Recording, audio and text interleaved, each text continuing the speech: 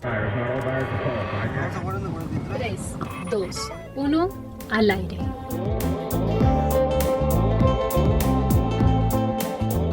Buenos días, bienvenidos a una nueva edición de nuestro podcast Al Aire KPMG. Hoy estamos con Miriam Gutiérrez y Eric Thompson, socios de impuestos y servicios legales de KPMG. Bienvenidos. Gracias, muchas gracias por la invitación.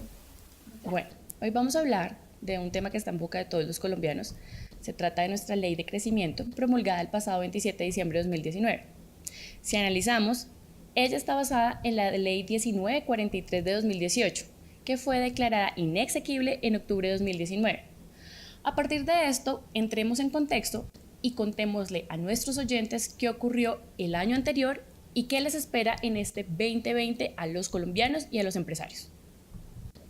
Entonces, básicamente lo que tuvimos en el escenario tributario el año pasado y lo que viene para este año es que inicialmente, el 1 de enero del año 2019, iniciamos con una ley de financiamiento que era, digamos, la propuesta del nuevo gobierno un poco para el manejo de sus finanzas públicas. La gran apuesta de ese momento era, y es, porque se recoge en la ley de crecimiento, es que debemos aminorar, bajarle la carga tributaria a las empresas en aras de buscar, digamos, una mejor competitividad, una mejor productividad y al final una mejor venta, digamos, del país respecto de su manejo tributario. La ley de financiamiento trae importantes beneficios, hace algunos ajustes en la estructura del impuesto. Sin embargo, fue declarada inexequible en el mes de octubre, como tú nos lo señalas. ¿Qué le dijo la Corte al Gobierno Nacional y qué le dijo la Corte al Congreso? Básicamente lo que le dijo es, le doy la oportunidad de que usted presente una nueva ley, no haga nada, que también podía haber sido otro camino, o ajuste la nueva ley. El Gobierno Nacional, digamos, un poco siendo consistente con la promesa que tenía, decide mantener en iguales condiciones el texto y lo presenta al Congreso de la República en una legislatura muy corta para que sea revisado. En el entretanto de estos 2 meses y medio que tuvimos de debate en el Congreso, lo que pasó es que primero el Congreso decidió que tiene su potestad de modificar los textos que proponen impuestos y así lo hizo. Y digamos que esto lo vamos a analizar, Eric, un poco, pero al final también, digamos, las protestas sociales que estuvieron en el mes de diciembre terminan incidiendo en algunos de los temas que se consideran claves de la reforma. No sé cómo tú lo ves, Eric. Sí, no, en tu misma línea el intento del gobierno fue apegarse lo más posible a una suerte de ratificación o reaprobación de la ley de financiamiento del 2018. Sin embargo, la dinámica legislativa y definitivamente el contexto muy extraordinario de las semanas de protestas en medio del trámite legislativo tuvieron alguna influencia con algunos retoques o ajustes puntuales que son relevantes. Pero en general hay que decir que, como señalaba Miriam, digamos, los aspectos estratégicos de la propuesta de gobierno, con varios mecanismos, buscar una cierta desgravación de la carga tributaria a las empresas, se logra mantener en este texto que finalmente es promulgado el pasado 27 de diciembre. Bueno, dado lo que nos están contando y ya estamos en contexto, hablemos un poco de qué fue lo positivo o qué fue lo negativo de esta ley.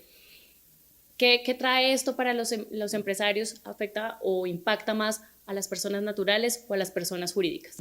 Okay, entonces, vamos a ver un poco, y siguiendo con el contexto. Entonces, la ley lo que hace, la nueva ley de crecimiento, digamos, recoge las principales propuestas que trae la ley de financiamiento.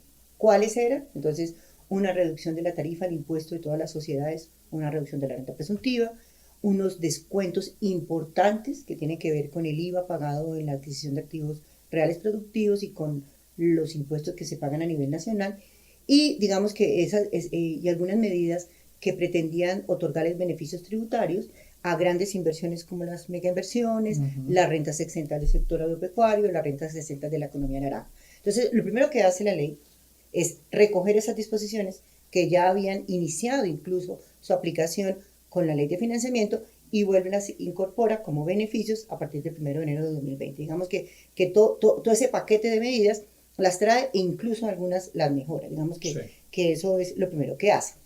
Ahora, digamos, no sé si quieres, tú abordas un poco en lo neutro o lo negativo de la disposición, yo te complemento un poco ahí con las adiciones que hizo la ley.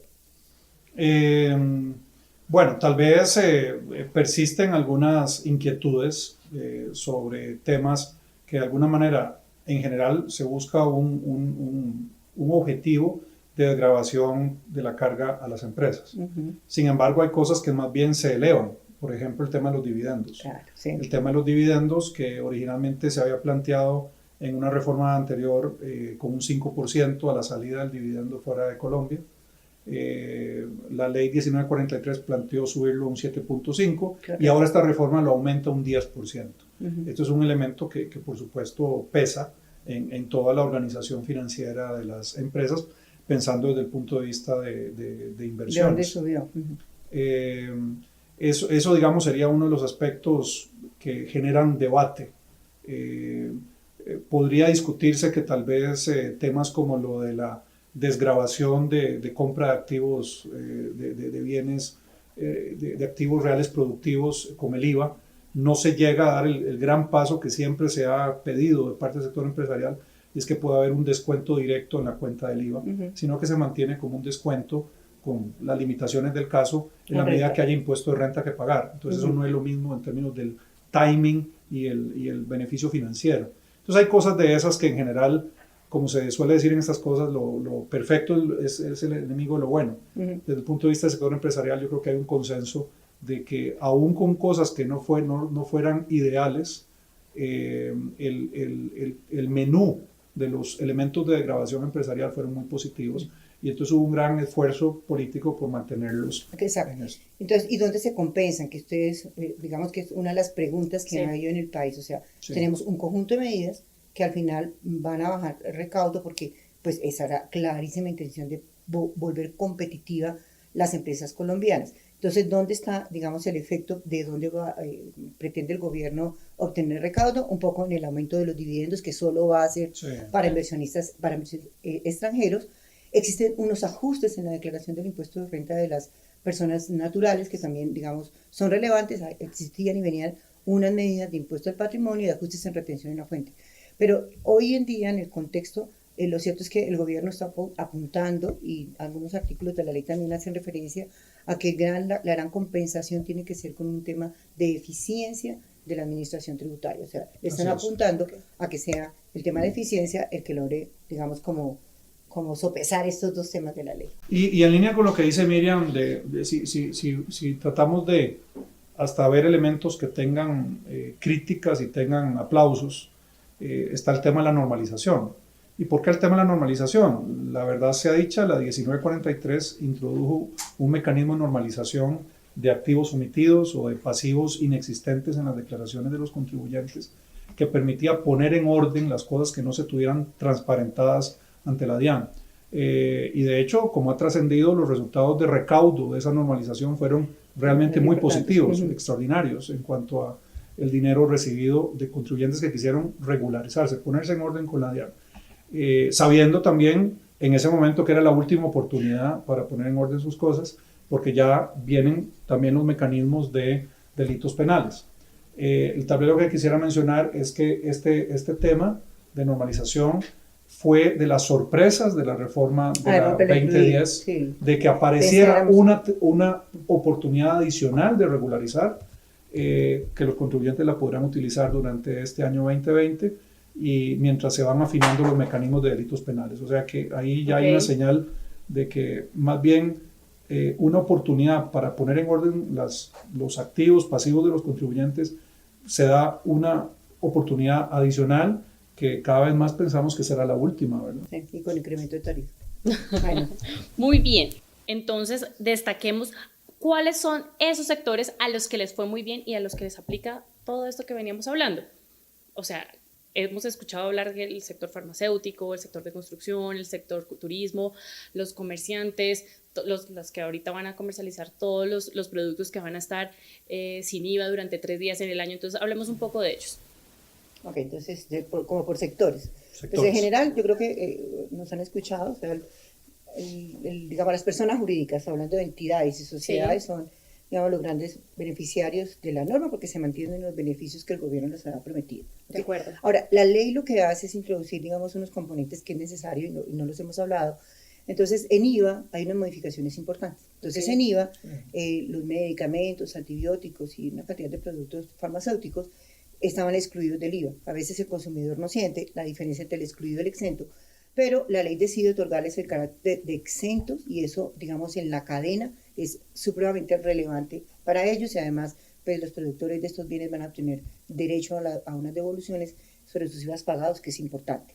Adicionalmente, la ley, digamos, también lo que hace es pues, los famosos beneficios del IVA. Entonces, hay una compensación del IVA, entonces uno diría, de todas maneras, los sectores menos favorecidos del país, de cierta manera, pues van a tener un cheque periódico que implica que se les va a devolver el IVA que ellos están pagando y pues todos los consumidores al final también van a tener un impacto con los famosos 3 días sin IVA, que eso, digamos, toca verlo en los dos contextos.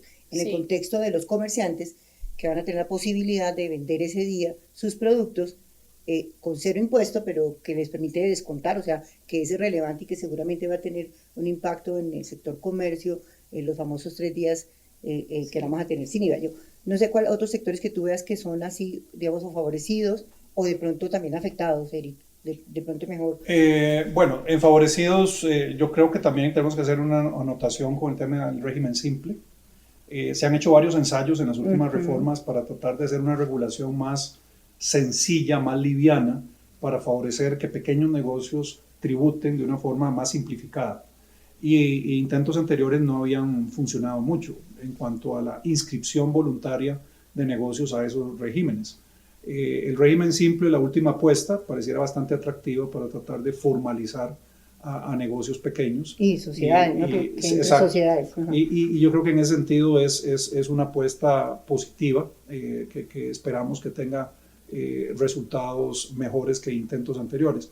Desde el punto de vista de los perjudicados, definitivamente el gran ejemplo es las entidades financieras, que se les aplicó unos puntos adicionales de tarifa de renta con la ley 1943. El sector financiero logró ante la Corte Constitucional, por razones especiales de procedimiento vinculadas a este tema de los puntos adicionales, que la Corte declarara inexequible esos puntos adicionales durante el 2019, pero el tema se mantuvo a nivel legislativo, entonces se corrió los periodos donde va a aplicar estos puntos adicionales y pues es previsible que el sector financiero va a volver a tocar la puerta de la Corte Constitucional para discutir el tema por el fondo, que es una discusión muy interesante de principio y es si es válido que a un sector específico de actividad económica se le pongan puntos adicionales de la tarifa general de renta vis a vis los demás sectores. Entonces, bueno, vamos a ver qué precedente se genera a nivel de la Corte sobre este tema, pero podríamos decir que tal vez el sector que salió golpeado, perdiendo más puntualmente fue el sector bancario, con la precisión de que ya para el periodo fiscal 2023 ya entrarían con la tarifa general de todos los contribuyentes, que asumiríamos que con la degradación general se va a parquear la tarifa en el 30%. Muy bien. Bueno, yo creo que esto es una mirada muy general de lo que trae esta ley y quiero que en este momento tengamos la oportunidad como KPMG de mostrarle tanto a nuestra gente como a nuestros potenciales clientes, a los que nos están escuchando, cómo nosotros podemos ser unos aliados en el sector tributario para acompañar a las empresas en sus procesos. Bueno, yo te voy a contar de dos formas, ¿no? Primero, nosotros en algunas de las modificaciones que hubo en la ley y en todo su contexto, digamos que estuvimos acompañando pues, a analizar a las compañías los efectos y los ajustes que se requerían hacer de la ley. O sea, hemos estado desde el momento en que vino la reforma, la inicial reforma, digamos, analizando los efectos y qué se debe ajustar o en la ley o en el decreto reglamentario. Digamos que en eso hemos venido acompañando.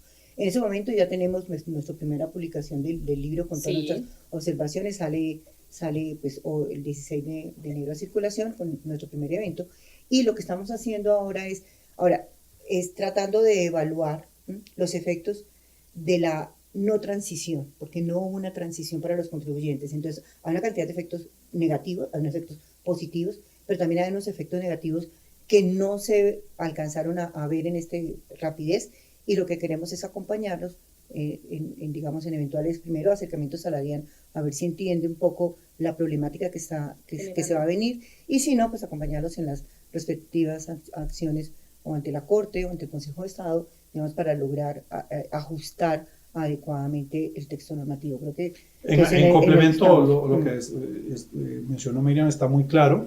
Yo agregaría en la misma dirección de que nuestra firma ofrece pues su tradicional enfoque de rigor técnico y conservador para tratar de navegar estas aguas inciertas mientras se aclaran las reglamentaciones con mayor detalle. Ya han sido emitidas reglamentaciones, pero hay toda una serie de situaciones que se tendrán que aclarar a medida que pasen los meses, y en el ínterin pues nuestros clientes tienen que tomar decisiones.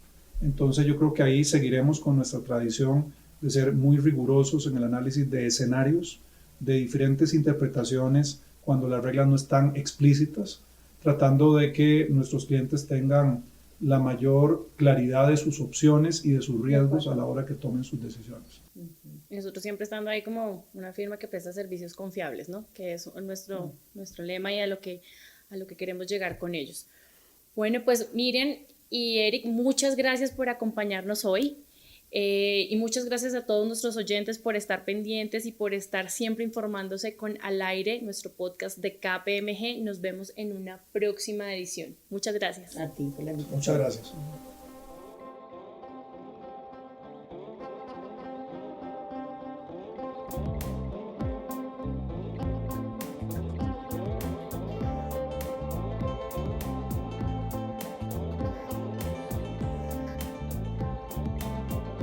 A todos nuestros oyentes, gracias por este espacio. Queremos saber sus opiniones sobre este programa y si tienen inquietudes sobre el tema del que hablamos hoy, escríbanos a nataliavargas@kpmg.com, mariaimartinez@kpmg.com. Gracias a todos los que nos escuchan. Espérenos en un próximo podcast.